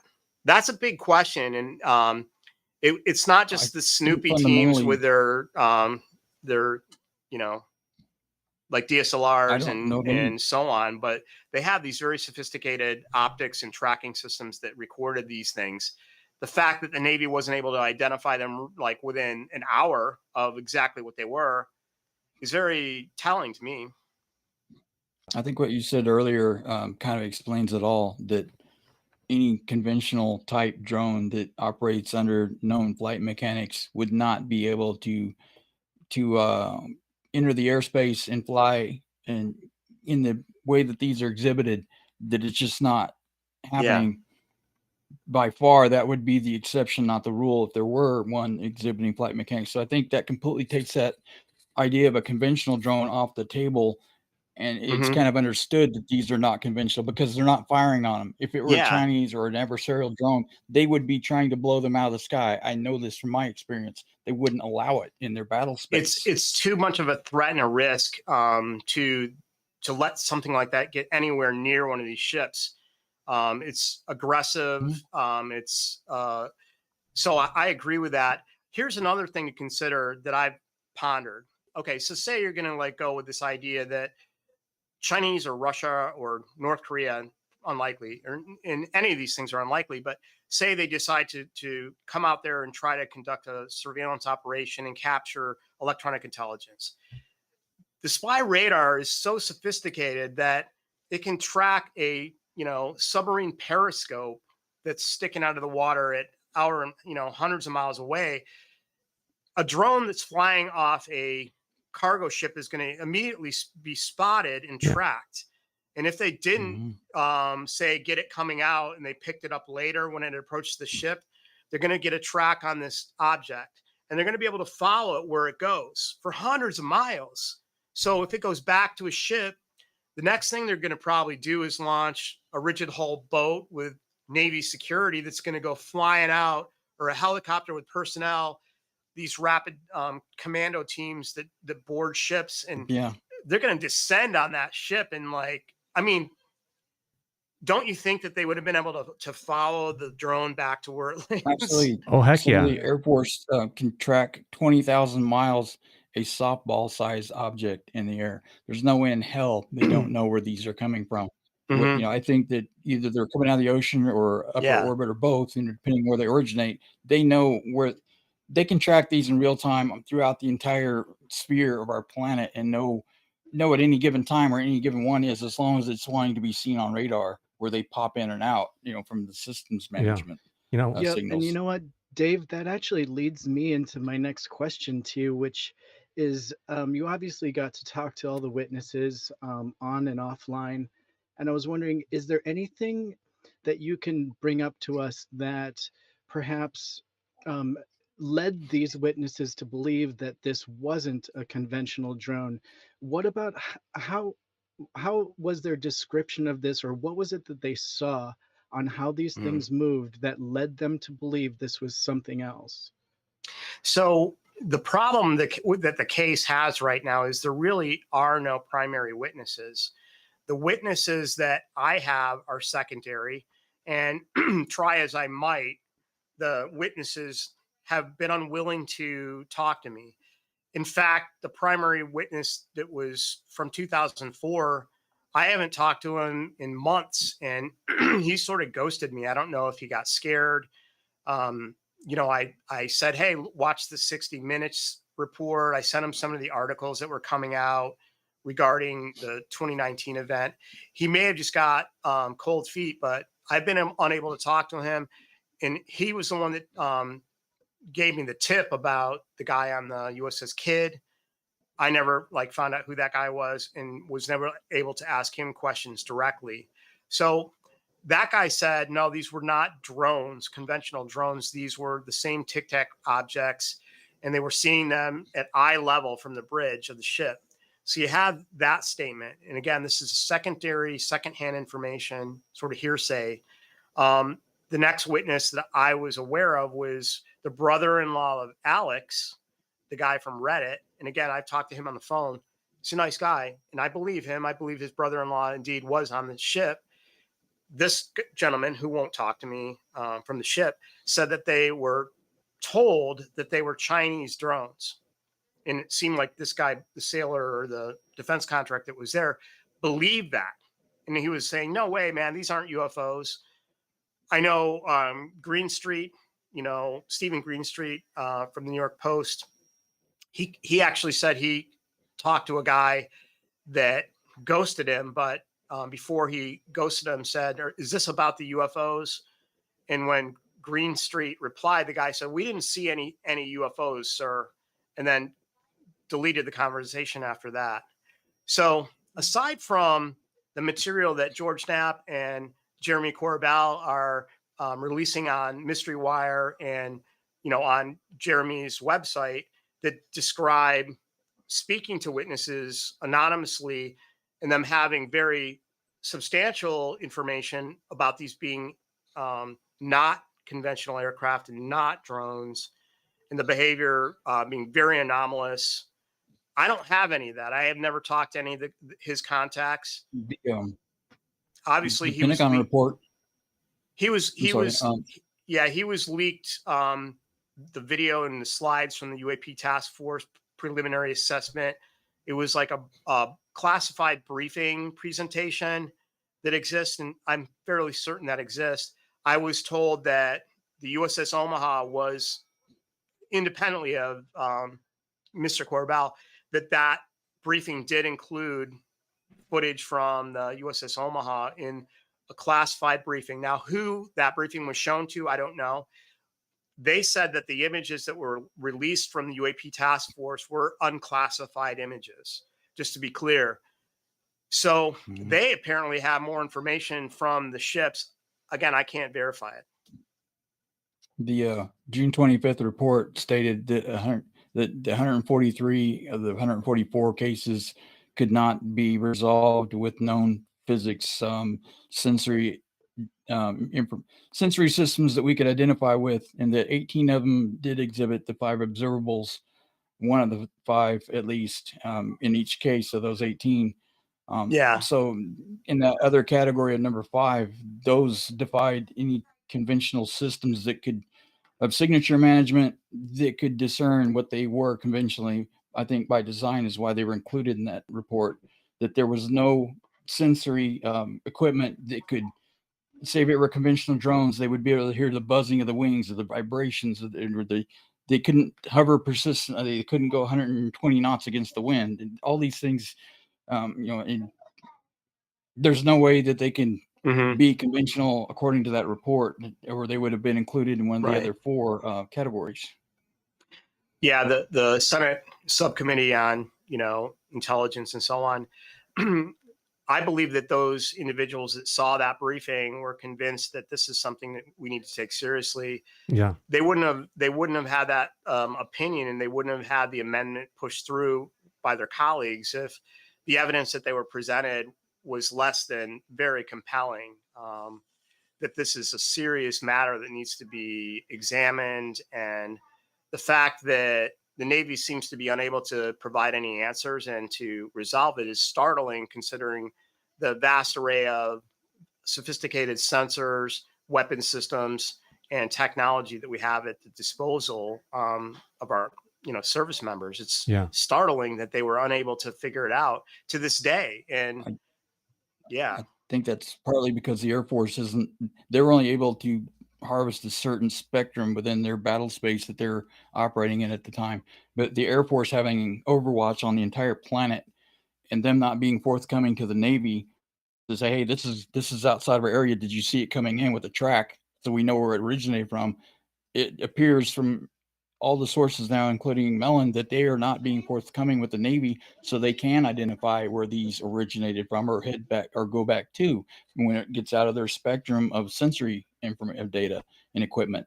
So the Air Force, it appears, I think that's what Christopher Mellon's point was, is that they have an idea of what they're dealing with. They're just not willing to be forthcoming with it, even to the Congress or the Navy with that, which I think is an extremely large issue for national security as a whole. Quick question for you, I would Dave. agree. Coming in from Linda Thompson in our chat, she was wondering if you've been in the Navy or if you've been, in, for that matter, in any kind of the service. Linda, no, I have not. I've never been in the service. I'm a big fan of military literature, and I've done a lot of reading. And I also have done about 6 films for the World War II Foundation, Wow. which we just finished the last one called Marrow's Marauders. So I'm involved in a lot of aviation history and military history, putting these films together and reading a lot, background research. So, but I have never served in my country, but I definitely honor, our veterans and our military service members. Awesome. Thanks for And clarifying Dave, that. I was Tim? wondering, where are you now with all the information and the research you've done? Where do you stand on this, and what is your opinion? I'm sort of on the fence. I mean, sometimes I go from one side to the other. People always used to ask me that with the NImitz case. Do I feel that this was human technology that was being somehow withheld from the Navy and the aviators, that could it possibly been a mistake? Or do I think that's, if it's not human technology, what is it? My position has always been to try to investigate these cases from the very beginning, when I was like a young MUFON field investigator, like in 1991 or something. Oh, wow. I really liked the investigative side of it, putting together a case where you're speaking to witnesses and trying to find correlations and evidence that could, number one, explain it, because that's the number one goal that we're trying to do here, is to put enough evidence together to draw a conclusive thing that this could be explained. Now, I'm not Mick West, where I go to the extreme of that it's going to be explained, 100% it's going to be explained. I'm willing to stop and say, I can't find any rational explanation for this. Like, the witness statements are too powerful. The witness observations are too powerful, combined with the other evidence we have, to provide any sort of conventional explanation. And it seems to be an unknown. And the unknowns, that small percentage of cases, that 3 to 5% of all UFO reports, are the ones that are most intriguing. I think that one day we will find these answers, and we just have to keep trying and pressing forward. And maybe one small step, we're going to get one more piece of it. Bingo. And maybe we will find out that there's some type of, interdimensional intelligence, some type of extraterrestrial or other explanation that does eventually explain it. We do have that movie coming out. I believe it's May 5th, unless the date's been moved back. A Terror in the Sky. And it's in that same operations area of where this is, off of Catalina Island, off in the SOCAL operation zone, of where, they're seeing stuff that's similar to what Tim had seen in 2019. And it's just an overall advancement of our understanding of what we're dealing with. And sometimes it takes a bigger man to go ahead and have that question mark and leave it there, and not try to jump to a definitive it is or it isn't, but say we don't have enough information on some of these things to really know what it is, to leave that door open to the overall possibility of things. And it's really refreshing to hear your perspective on that. Now, I want to ask also, what's just, we've heard a lot of stuff from Lou and a lot of others with regards to the phenomena and what's been going on. What's your overall take on, disclosure and where we're headed with this? I'm very heartened that the U.S. government and DoD is taking it seriously. The stigma still exists, and I think it's very challenging for academics to get any sort of grants for research in this field. Perhaps that with the establishment of a permanent office at DoD, that this can be brought up in an academic setting where, post-grad students that want to conduct research can find funding and resources to study the phenomena, maybe to gain a better understanding.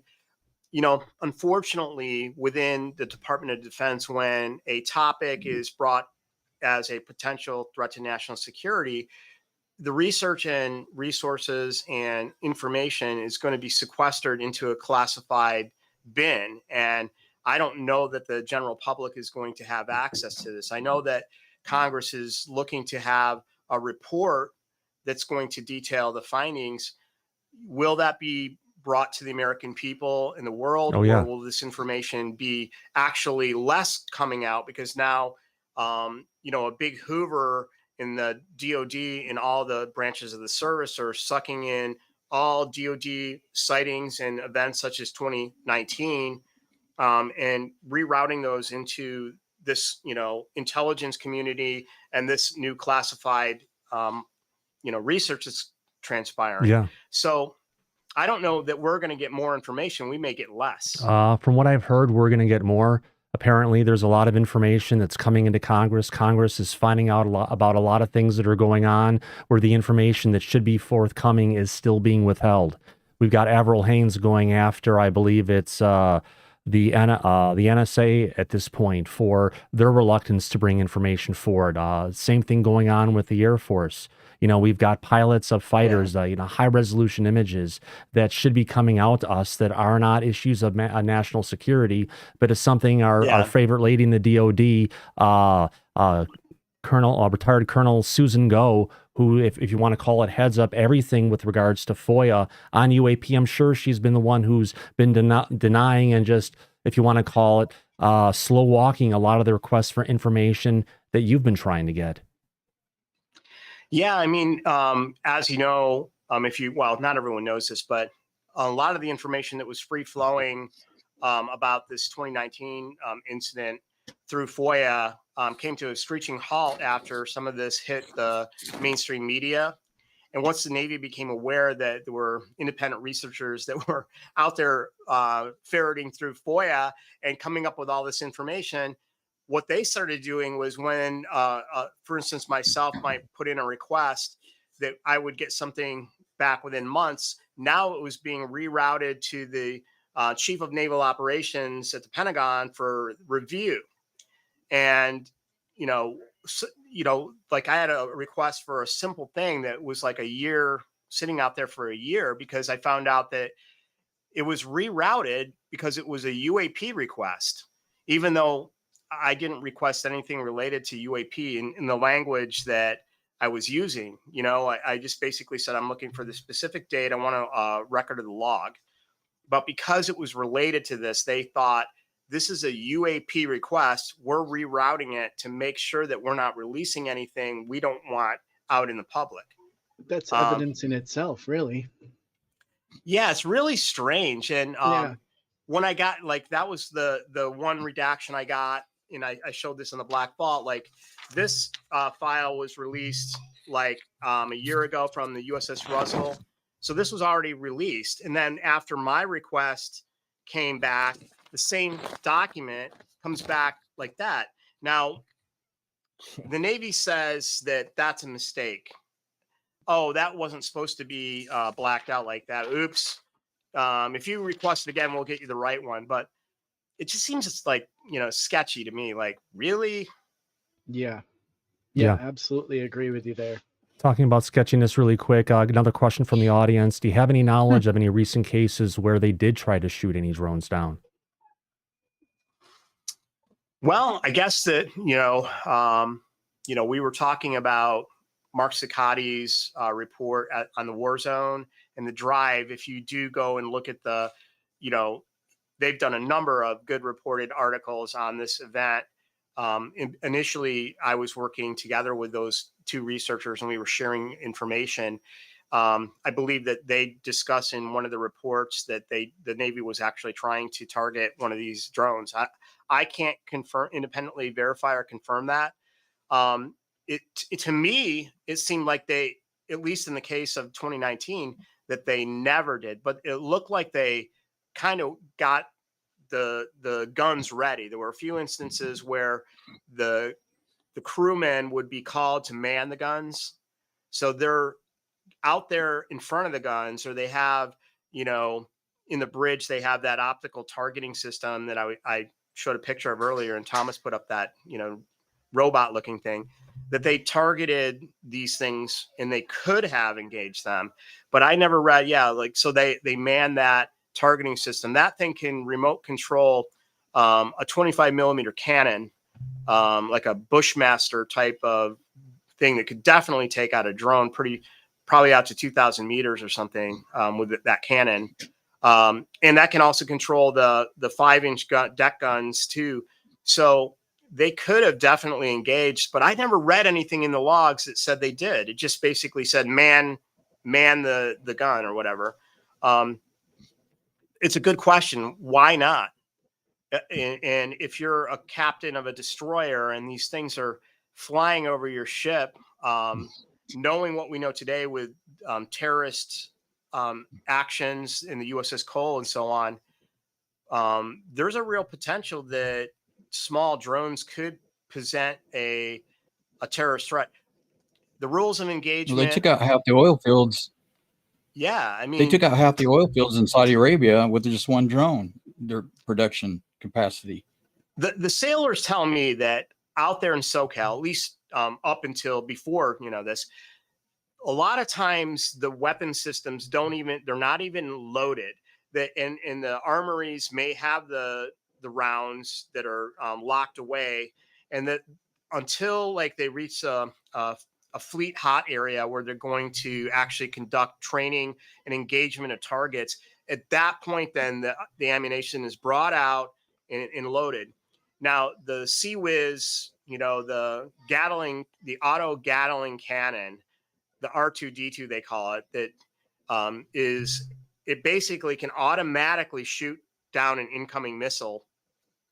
That thing could just be turned on. From what I understand, the captain could, let that go hot. And if there was a drone coming towards the thing, it would engage it automatically. It wouldn't, it's not even something a human has to do.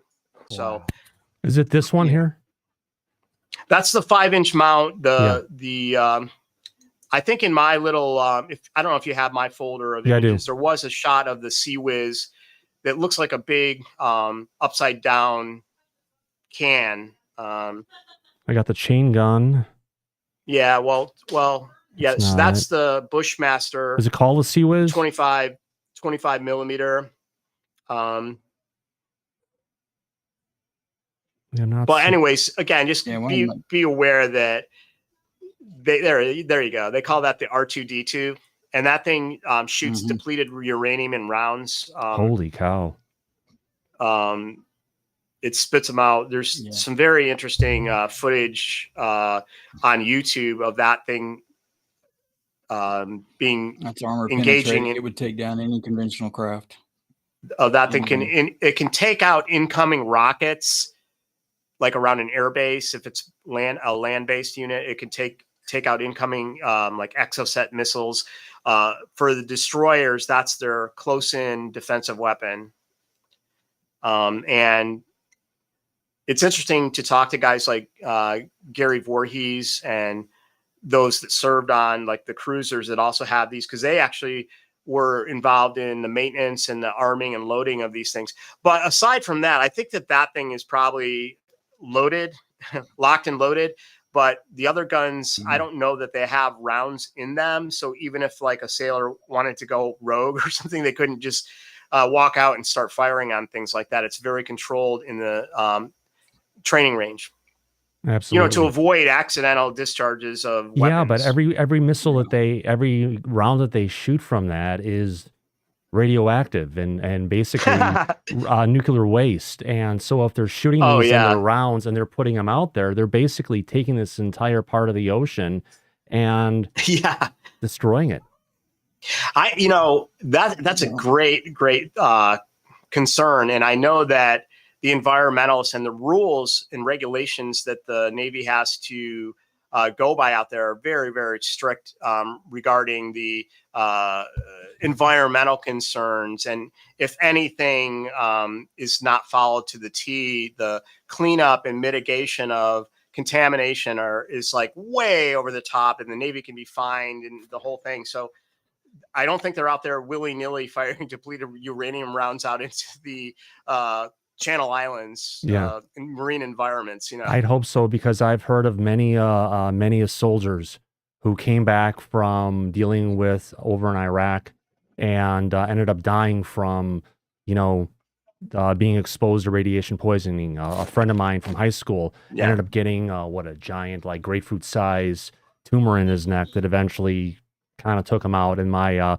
one of my past employees, he was one of 4 guys in a Humvee. 3 of his other people that were with him had died, and he on a regular basis was going and getting chunks carved out of his back to deal with cancer that was starting to form. It's a very deadly thing, to say the least. Yeah, the from my understanding, the shipmates that dealt with those types of hazardous materials were not necessarily made aware, or they were told otherwise. And that, I think that there's a lot of litigation going on today for people that were exposed to that type of thing, because, I mean, this is radioactive material, even though it's depleted or whatever, I think it's still hazardous. So, but again, going back to the point, could they have taken these things out if they were a threat? Absolutely. And the one thing you brought up too really quick was Sarah, I'll let you finish. Go ahead. No, I was just going to say, like, one of the sailors said that destroyer is, what do you say, an effing tin can of whoop ass. That's basically how they describe it. The tin can Navy, but. Yeah, and the equipment that you had, that you were saying, they're talking about, and how they could track these things coming from a couple 100 miles away, or 150 miles away. When the craft started coming in, they would have seen them coming in from a lot farther distance. And after they had left and started to vacate, they should have been able to track them exactly back to wherever they came from. I guess if they were sub-launched, but that gets into a whole other area. Sub-launch drones are the new thing. Where that our Navy, I believe, has that technology where they could pull up to territorial waters off the coast of an adversary. The submarine gets to periscope depth, and they can launch surveillance drones. Now, whether they can capture those same drones back, when they come back, or if they're disposable, I'm not sure. It's possible that that's something that we're seeing here. But again, that gets back into the same argument that then these are adversarial conventional drones that are being launched in our own home waters, so to speak. Yeah, it has really huge implications to it, and it's just we've thought about this for a long time with regards to the capabilities of this stuff. Timeline wise, there may be something there that could line up to it, but just the way that the whole situation was handled as they were incoming, as they were watching it, as they were leaving, it just adds more questions than it does give us answers in some respects. Eventually someone's going to spill the beans. I mean, don't you think, out of the thousands of sailors? I mean, again, I think I identified 10 to 12 Navy ships. Most of those have 300 to 400 sailors. The aircraft carrier USS Theodore Roosevelt was there. We haven't gotten anything out of that ship. We know it was there. I can't get the logs from the Roosevelt without waiting 20 years or something. So what about all the Navy pilots that were flying their jets off of that aircraft carrier? What about all of the helicopter pilots on the destroyers? There's just thousands of people that were there that saw this stuff going down. Nobody has uttered a word. Yeah. At least to me. I mean, maybe they did to Jeremy Corbell and the UAP task force, but that stuff hasn't come out, And there's nothing that's come out regarding any of the sightings that took place by the guys in the Hawkeyes over when they were in Iraq as well. Supposedly there was activity going on in that part of the world that's still just been kept silent because it was happening within a war zone. And wasn't there some other sightings off Bainbridge Island, similar to the sort of Tic Tac objects as well? Tim, I think that's yours. Yeah. Yeah. In 2019, on July 5th, my whole family of 9 people were on Bainbridge Island, and we filmed a Tic Tac event taking place that took place right over, a busy part of Seattle.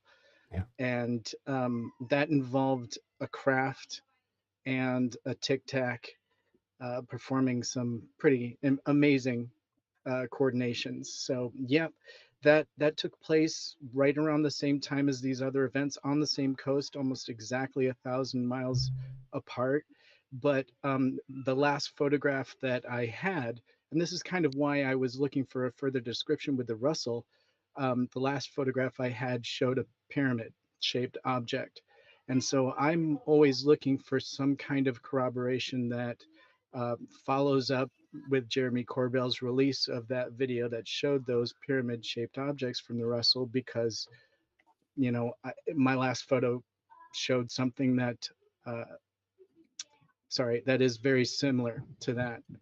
And yeah, so if, I mean, that is my search. That's why I am here today. Yeah. And it's part of your search. One of my contacts in the Navy told me that he had talked to sailors. I'm not sure on which vessel. I think it was one of the aircraft carriers, and they had encountered these objects off. Is it Wimbley Island? Does that make sense? I don't know where Wimbley Island. is. Yeah, that's where I think the Hawkeyes were based out of. So this would have been up, way north of the SOCAL range. Again, this may have not even been in a Navy range, and they witnessed these same objects over that island, Whidbey Island is up in Washington. It's north of me a bit and to the west. So it's interesting that they have them up there, but there is NAS Navy, and NAS Whidbey is up there. And also there's the naval base that houses all of the nukes, right? Banger Island, or the Banger naval base is right there. And that was 10 miles from my sighting. Yeah. I wonder if the sighting that I was told about was around the same time as yours. I don't know. Yeah, I've never heard about any sightings in Whidbey. We'll have to catch up with you about that after the show. Yeah, and the way these objects moved was really the thing that caught my attention. You know, because they would appear not to so much fly as disappear, reappear, disappear, reappear. And that's another reason why I was hoping to hear if any of the people that have experienced things off this, you know, down the coast, in the islands down there where you were doing your research, if any of the witnesses had details on how these objects were moving, you know, if they were moving in a similar fashion to the way we photograph them. Because that was what really screamed that this wasn't something, you know, that it was out of the ordinary. I've never seen anything move like that. None of us had. And so I'm looking for that corroborating detail, you know, on how these objects move across the sky visually. Absolutely. Yeah, I'd like to get that too. And in the logs, unfortunately, they're not enough detail. They do talk about, you know, moving, but they never give very descriptive details about speed or capabilities or maneuvering or anything like that. Right.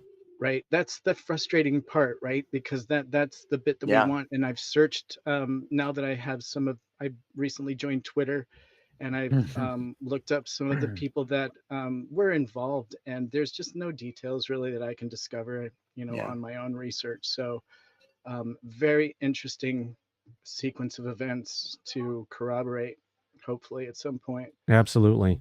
You know, talk about corroborating a time. Would you believe 2 hours has flown by already? And I want to, you know, thank Dave for coming out today. One final question. Sorry, and this links up with your current work. If you wouldn't mind just elaborating on your current film that you're working on, which I believe is called The Consciousness Connection. I mean, that's a pretty tantalizing title, and I was wondering what led you down that road and what's it about? Yeah, sure. Thanks for the opportunity. You can find out information about that project it's called consciousnessfilm.info. And Dr. Robert Davis is a retired research scientist that contacted me about a project that was related to the 3 books he has written on psychic phenomena, near-death experience, UAP, and what he terms the peak experience, namely about individuals that have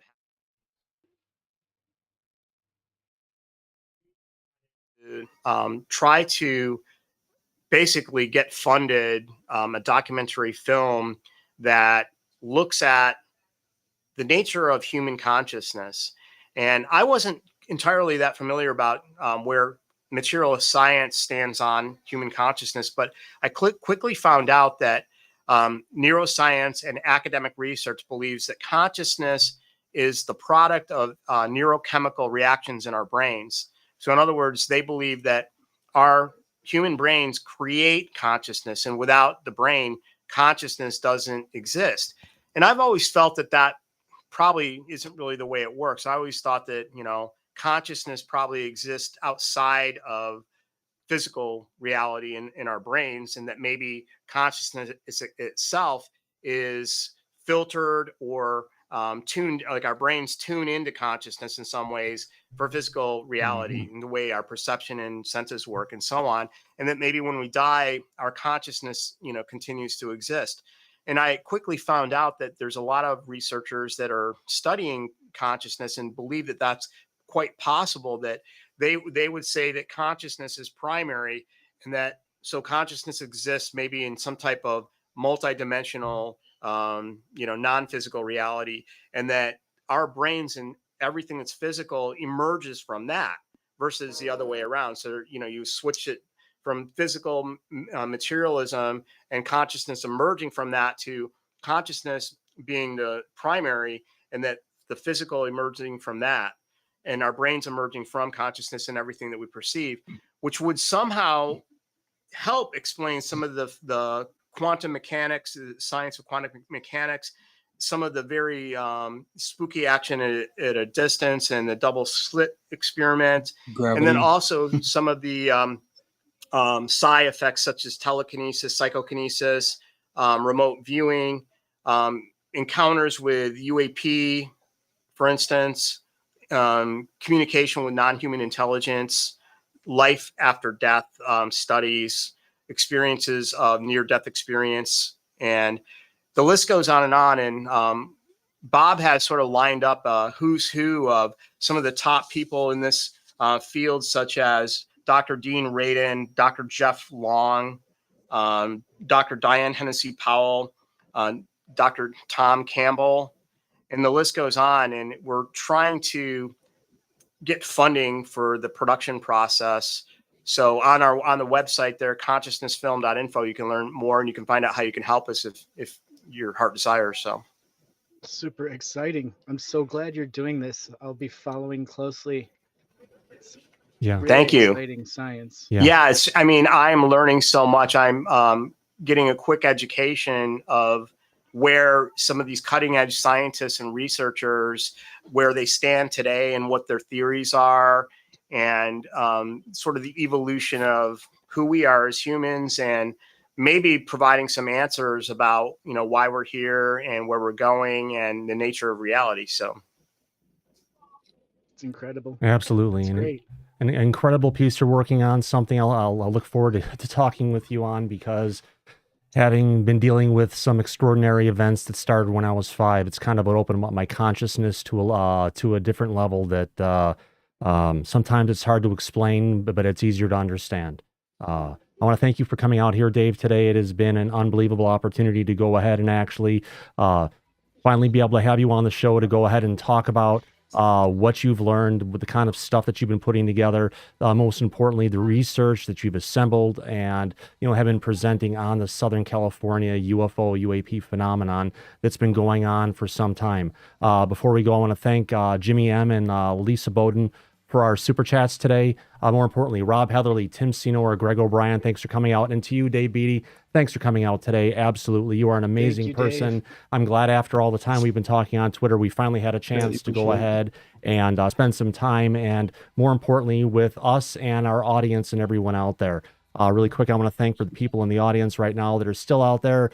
We have Metal M Gaming, Bob Berkins, Brian Kelly, Cliff C, Eli McGinnis, Fig and Shaw 87, Heisenberger, Jimmy M, Jenny Girl, Julie Farrell, Kevin Clark, Kim Jellen, Latro Genowile, Linda Thompson, Mule Skinner, Mr. Ian, Our Ranch Airgun Fun Channel, also known as Brian, Sapphire Elf, Vinny, Coaches, and we also have David's Idea channels, the Coin Exchange, also the David Altman. Thanks for coming out, everybody. We appreciate every single one of you and everything that you do to make this channel a reality. And it was, as we usually say, eyes open, no fear, be safe, everyone. And we'll catch you on the flip side. Take care. We'll see you. Bye-bye.